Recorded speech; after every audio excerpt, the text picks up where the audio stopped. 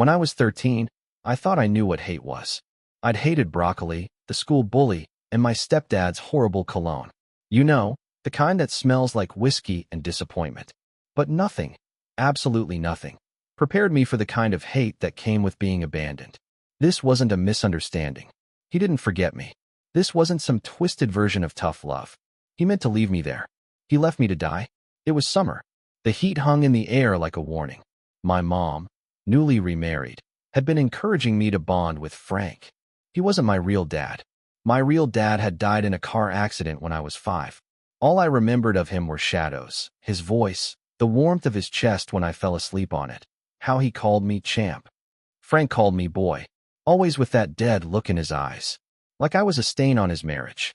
Still, when he offered to take me on a father-son survival weekend, my 13-year-old heart leapt.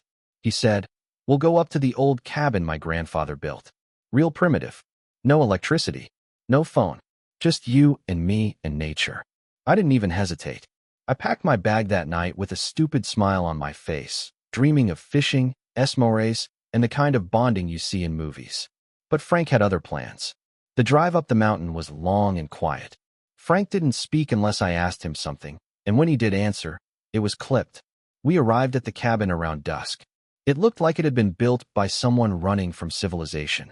A one-room shack surrounded by dense forest. No road, just a narrow dirt trail barely wide enough for the truck. Inside, the place was empty except for 2 cots, a wood stove, and an old cooler. Frank dropped his bag and started setting up his cot. I did the same. That first night, he gave me a peanut butter sandwich and said, "Enjoy it. Might be your last easy meal." I laughed, thinking he was joking. The next morning, I woke up to silence. The cabin door was wide open. His cot was empty. His gear was gone.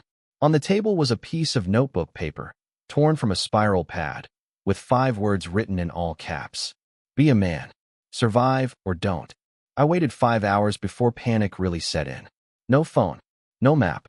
No idea where the truck was. I didn't even know which direction led back to town. I ran outside and screamed his name until my voice cracked. Nothing. I didn't cry until nightfall. Not even when I discovered the cooler was empty and the water jug was bone dry. But that night, wrapped in the musty cabin blanket, I sobbed until I shook. I was 13. 13 years old and left in the woods by the man my mother had trusted to raise me. That night, I swore I'd never forgive her. Or him. And I swore I'd survive. Not because I wanted to prove something to Frank, but because I wanted to make him pay. For 3 days, I barely ate. I found a creek about a mile downhill and drank the water straight from it, not knowing if it was safe. It made me sick, fever, vomiting, chills, but it was either that or dehydration. I caught my first squirrel on day 5. Skinned it with a broken piece of a shattered beer bottle I found near the fire pit. I think he'd done that on purpose, left the bottle as a tool. Like some twisted wilderness test. The food helped, gave me energy, enough to start planning. I couldn't stay at the cabin. No one knew I was there. Frank hadn't told anyone where we were going. Mom said later she just assumed we were somewhere up north. I had to get out. Walk. Follow the sun. Find a road. Find someone. On the 7th morning, I set out with nothing but my makeshift knife, a bottle I'd boiled creek water in, and the kind of hate that keeps you moving when everything hurts. I walked until my legs gave out. Then I crawled. When I saw the ranger station, I thought it was a hallucination. But it was real. A man in a green uniform opened the door and dropped his coffee when he saw me. Said I looked like a ghost in training. I was 56 pounds. Shirtless. My skin peeling from sunburn and covered in bug bites. I had a gash on my shin from a branch that had gone septic. My hair was matted with dirt and blood. They took me in. Fed me. Called an ambulance. And then they called my mom. She came. Cried the whole time. Said she thought we were going fishing for a few days. That Frank told her it was a bonding trip, real man stuff. I didn't say a word to her. Just stared. Then I told the police everything. I remember the look on her face when they cuffed him. He didn't even fight it. Just looked me in the eye, smirked, and said, "You survived. Good for you, boy." They charged him with child endangerment and attempted manslaughter. He did 18 months. 18 months. My mother testified for him. Said it was poor judgment, but not attempted murder. When he got out, they were still married. I left the day I turned 17 and never went back. Changed my name. Moved states. Vanished. But that was 10 years ago. And 2 weeks ago. Frank showed up at my apartment, begging me not to talk. I hadn't seen Frank in a decade. And then 2 weeks ago, he was standing outside my apartment door, holding a plastic grocery bag like he was just stopping by to drop off Tupperware. I didn't even recognize him at first. His hair was thinner. His gut had ballooned. He looked like a bad sketch of the man who left me to die in the woods. But when I opened the door and he said, "Hey, boy," it all came rushing back like a freight train. The smell of pine needles soaked in sweat. The taste of rancid creek water. The scrawl of that note, "Be a man." I almost slammed the door in his face. Almost. But something about the look in his eyes stopped me. He wasn't smirking this time. He was scared. "Can I come in?" he asked. I didn't move. Just stared at him, heart pounding so loud I barely heard my own voice when I said, "Why are you here?" He glanced down the hallway like someone was watching. "I need to talk to you. Please." That please sounded foreign in his mouth, like his tongue wasn't used to it. I let the door hang open just enough for him to shuffle in. The moment he stepped inside, I felt 13 again. The walls closed in. My breath got shallow. But I locked the door behind him, not because I felt safe, because I wanted answers. Frank sat on the edge of the couch like someone who knew they weren't welcome. His eyes kept darting around the room, like he was mapping exits. "What do you want?" He didn't answer right away. Just reached into the plastic bag and pulled out an old photo album. He set it on the coffee table like it was a bomb he didn't want to trigger. "I know you probably wish I died in prison," he said, voice low. "But I didn't come here to apologize." I scoffed. "Good. Because that would have been a joke." He nodded slowly. "I came here to tell you something. Something you need to hear before it's too late." I leaned back, arms crossed. "You've got 10 minutes. He opened the album. Inside were photos of me, baby pictures, birthdays, first day of school, ones I hadn't seen in years. Then he flipped to a photo I'd never seen before, a woman I didn't recognize, holding a newborn. "That's your mom," he said. "No, it's not." He nodded. "It is. Your birth mom." My mouth went dry. He flipped another page. Hospital records. A birth certificate with a different last name. Mine. "You were adopted by your dad, Dave, right? You were too young to remember.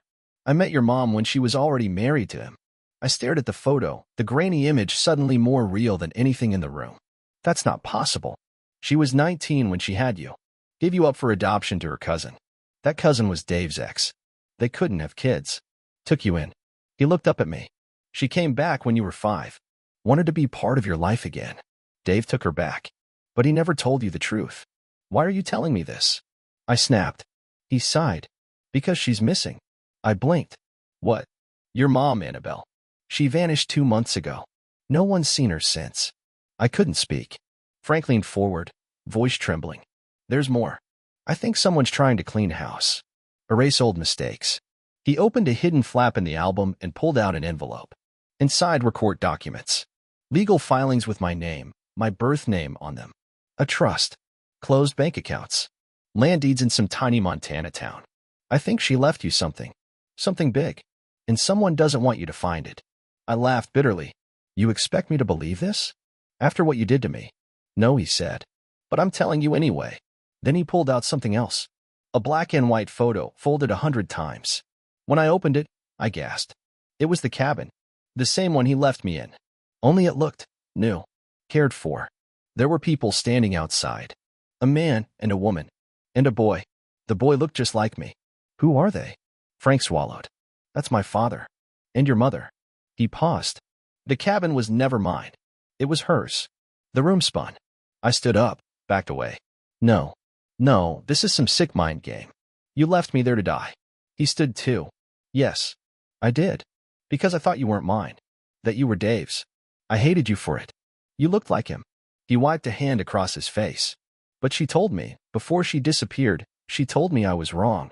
She said you're my son." My knees buckled. Frank didn't move to help me. Just let me sit there, trembling. He looked down at the album, then back at me. "There's a reason I never told anyone where that cabin was. A reason I never sold the land. You need to go back." He reached into his pocket and slid a key onto the table. "You want answers," he said. "They're up there. In that place." He turned toward the door. "But you'd better hurry, because you're not the only one who knows what's buried there." He left. I didn't sleep that night. I spent it going through the album, the documents, and the photos. Everything he said was somehow true. The trust had been sealed. The land purchased under a holding company. My mother's maiden name matched the certificate. She was alive. Until 2 months ago. And now she was gone. The next morning, I packed a bag, took the key, and started driving north. Toward the cabin. Toward the place where I should have died. And where, apparently, the truth was waiting to be dug up. I hit the Montana border just after midnight. The road was nothing but black trees and fog, a lonely strip of cracked asphalt winding through nowhere.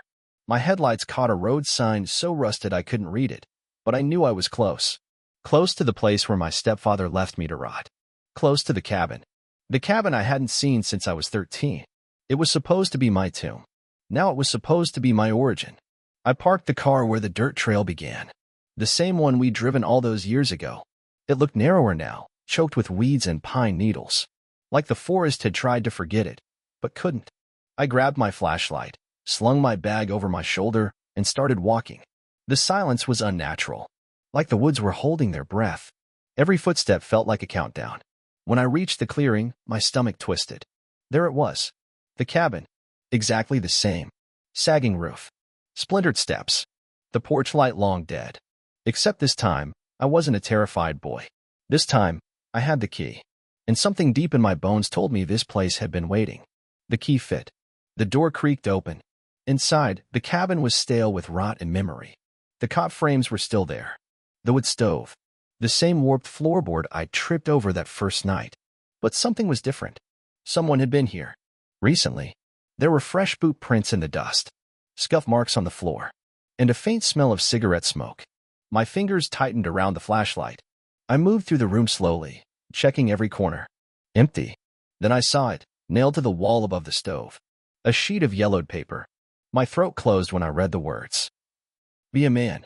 Underneath, scribbled in different handwriting. Or die like one. I ripped it down, heart pounding.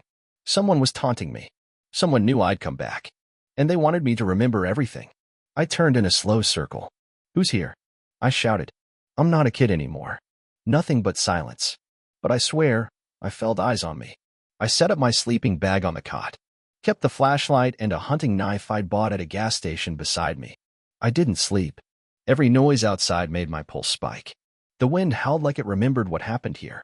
And maybe it did. At sunrise, I went to the shed. It had collapsed in on itself, but I dug through the debris until I found what I was looking for. The trapdoor. I remembered it faintly. A cellar Frank said we weren't allowed to go in. I thought it was full of rats or snakes. But when I lifted the panel, I saw wooden stairs descending into darkness.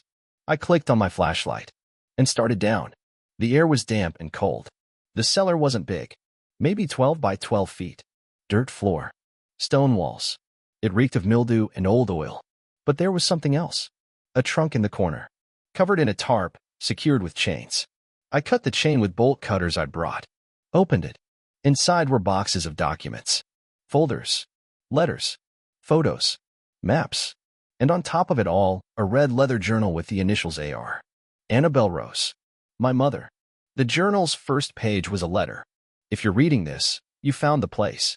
That means I'm either dead or finally free. Either way, I need you to know everything. You were never supposed to be raised by Frank.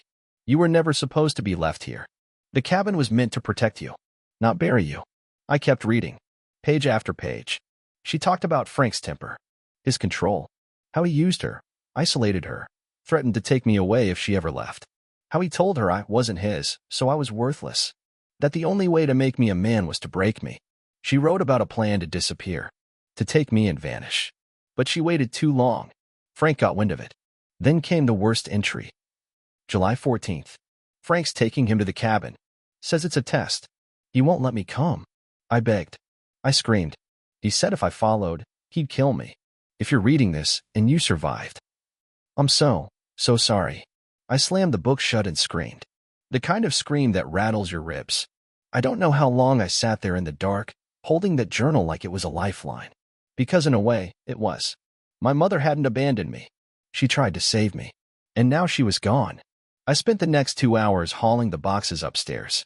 Bank documents. Land ownership. A deed for the entire hill the cabin sat on. Dozens of photos of me as a baby. Letters she'd written to me but never sent. And something else, a will. Handwritten. notarized, dated 3 months before her disappearance. It left everything to me, and in the margin, she'd scrawled, "Get this to a lawyer. If something happens to me, it's Frank." I packed everything into my trunk, locked the cabin, and that's when I saw the footprints. Fresh, in the mud near my car. They circled the driver's side, stopped at the back, then disappeared into the woods. I scanned the trees. Nothing. But I knew. Someone had been watching me. Back in town, I found a lawyer. Gave him the will, the journal, everything. He took one look and said, "This is going to open some serious doors, and probably piss off a lot of people." Good. Let them be pissed. Frank didn't show up again that week. But the day after I met with the lawyer, my apartment was broken into. Nothing stolen. Just disturbed. Closet doors left open. A single chair pulled into the center of the living room. And on the table, that same piece of paper. Be a man. I didn't sleep that night. After the break-in, I drove across town and paid for a shitty $90 a night motel where the walls were so thin I could hear the guy next door snoring like a lawnmower. But it was better than staying in that apartment. Frank had been inside it. Walked where I walked. Sat in my chair. Left his little message, like this was still a game. Be a man. He had no idea how much of a man I'd become. The next morning, I walked into the sheriff's office with the will, the journal, and a statement about the break-in. The deputy who took my report looked bored until I handed him the page from the cabin. The same phrase Frank had left in 2009, left again in my apartment like a signature. That got me a second officer. Then a detective. They asked me a lot of questions. Where had I been for the last 10 years? Why had I waited so long to come forward about what happened at the cabin? Why was I only now looking into my mother's disappearance? They didn't say it, but I could see it in their faces. They thought I was chasing ghosts. Until I told them about the cellar and gave them the recordings. I'd taken photos and voice memos of everything. My mother's journal entries, the will, even myself walking into the cabin and unlocking the trapdoor. One of the recordings had me narrating while flipping through a document that listed the purchase of the land by a shell company owned by Frank. That changed the tone in the room fast. Now they were interested. Really interested. 2 days later, the sheriff's office sent a forensics team to the cabin. They confirmed everything I found. Journal, will, footprints around the cabin, cellar, and something else. In the woods near the tree line, about 30 yards from where my car had been parked, they found a trail cam.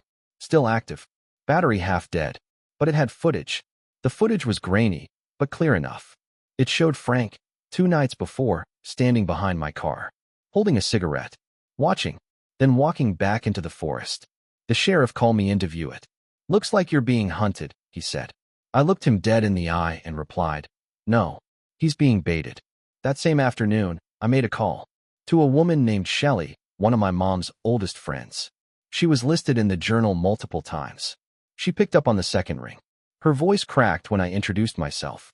"I always wondered what happened to you," she said. "Your mother. She talked about you like you were her heart walking outside her body." "She's gone," I told her. Silence. Then, softly, she knew it was coming. We talked for 2 hours, and what she told me shattered what little peace I had left. Turns out, my mom had been trying to expose Frank for years. Not just for what he did to me, but for what he did to others. Women. Young women. Shelley told me my mom suspected Frank had something to do with a missing teen girl from their neighborhood 5 years ago. She said he changed after my mom tried to file a report on his behavior. He started isolating her, cutting her off from friends, monitoring her movements. And then one day, she vanished. No trace. No goodbye. No body. Just gone. But Shelley said something else. Something I hadn't expected. She had a plan, she whispered. She didn't tell me everything, but she said if anything happened to her, you'd come back one day. That the truth would be in the cabin. I asked her why she never came forward. She started crying. Because he threatened my kids. The pieces were falling together. My mother tried to run, tried to expose Frank. He found out, and he ended it. But not before burying everything in that cabin, just in case. Not before planning for the day I might return. Back at the motel, I laid out every document, every map, every photograph. One of the maps was hand-drawn. It had a big red X marked near the edge of the property. That spot hadn't been part of the forensics sweep, but I knew exactly where it was. A second trail, one that led downhill. I packed my bag again and drove back to the mountain. I arrived just before sunset. The cabin sat heavy in the fog, like it had been watching me approach. This time, I didn't go inside. I walked straight to the red X. It was harder to find than I thought, overgrown with roots and brush. But the terrain matched the drawing. And then, there it was. A metal hatch, half buried under leaves. I cleared the debris, heart thundering, and pried it open. A ladder led into concrete darkness. I clicked on my flashlight and climbed down. It was a bunker, cold, damp, with rusted shelves and old tools. But in the far corner, behind a makeshift wall of cinder blocks, I found something worse than any horror I'd prepared for. A chair, with leather restraints, chains on the wall, and bloodstains. Years old, but unmistakable. I turned around and saw the camera, a dusty, broken security camera mounted in the corner, and a motion sensor light above it, which had just turned on. Someone else had been here. Recently. I climbed out, locked the hatch behind me, and ran straight for my car. But when I got there, the tires were slashed. All four. On the windshield, smeared in red paint. Running makes you weak. I turned around, and that's when I heard it. A twig snapping. Then another. Footsteps. Slow. Measured. Closing in. Frank. I shouted into the trees. I know everything. I know what's under the hill. Silence. Then, a voice. You always were a nosy little shit. He stepped out of the trees. Older. Slower. But still holding that same coldness in his eyes. Except now, it was mixed with fear. I'm going to the police, I said. He smirked. I know. That's why you won't make it back. He pulled something from behind his coat. A knife. Not big, but sharp enough to gut a deer. Or a man. But I was ready. Because when I'd gone back to the motel earlier, I didn't just pack a flashlight. I'd also packed a gun. I didn't hesitate. My hand moved to my waistband and drew the gun, the weight of it suddenly electric in my palm.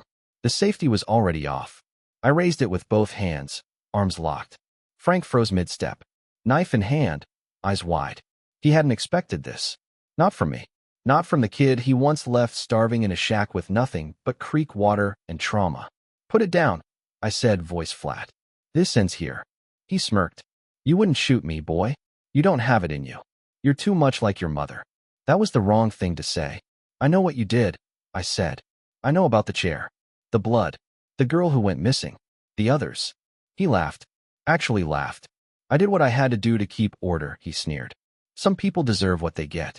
Like that little bitch who. I fired. A warning shot. The bullet hit the tree beside his head.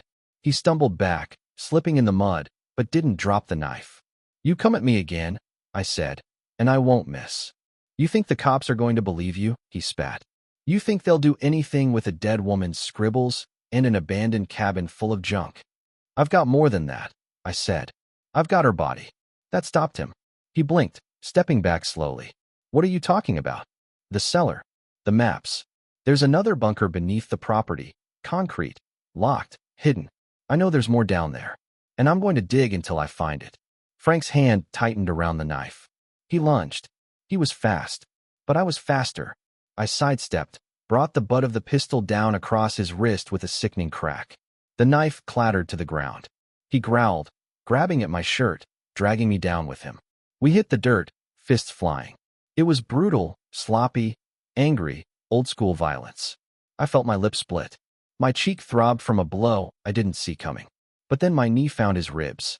He gasped. I rolled on top of him, shoved the barrel of the gun against his jaw. He stopped moving. I should kill you, I said, teeth clenched. I should leave you here to rot. He looked up at me, eyes brimming with something I'd never seen in him before. Terror. But I want the world to know exactly who you are. I stood, spit blood into the dirt, and pulled out my phone. I'd been recording the whole thing since he stepped out of the trees. An hour later, the sheriff arrived with backup. They cuffed Frank on the ground, still coughing from the fight. I handed over the recording, then led them to the bunker. It took a full forensics team 2 days to clear the space beneath the hatch. They found a second locked compartment, this one hidden beneath floor panels. Inside were a small duffel bag with women's jewelry, zip ties, multiple cell phones, a stained tarp, and the skeletal remains of a human body. Dental records confirmed it a week later. Annabelle Rose, my mother. They charged Frank with first-degree murder, kidnapping, aggravated assault, and child endangerment. But that was just the beginning. Because the DNA they collected from the site matched two other unsolved disappearances in the state database, cases that had gone cold a decade ago. Frank wasn't just a sadistic stepfather. He was a serial predator hiding behind a smile and a cabin in the woods. The story hit the local news like a thunderclap. The national. People started digging into everything. The botched investigation in 2009, the way he got just 18 months for abandoning a child, the questionable testimony from my mother that helped him walk free. Some even started questioning the sheriff from back then. Why he didn't push harder, why the cabin was never searched. An internal investigation was launched. I gave my story to a journalist. Held nothing back. The photos. The journal. The will. The footprints. The video of Frank lunging at me. All of it. The piece went viral. They titled it, "He Left Me to Die at 13. I Came Back to Bury Him." People I hadn't heard from in years reached out. Some apologized for not believing me. Some offered to help me sue the state. One of them was Shelley, my mom's friend. We met at her house 2 weeks after the arrest. She gave me something wrapped in an old blanket. My mother's locket. Inside were 2 photos, one of her, smiling, and one of me, maybe 2 years old. "She never stopped loving you," Shelley said. "She died trying to protect you." I took the locket and stood alone in the field behind the cabin a week later. The cops were gone. The bunker was sealed. Frank was rotting in county jail, awaiting trial. I lit a fire and burned the journal, not because I wanted to erase her words, but because I wanted to free her from that place. Let the ashes scatter where the lies began. The cabin was torn down last month. The land, now legally mine, was signed over to the state for use as a nature preserve. The spot where she died will be marked, not with her name, but with one word etched into the stone. Survivor. Because that's what she was. And now? So am I.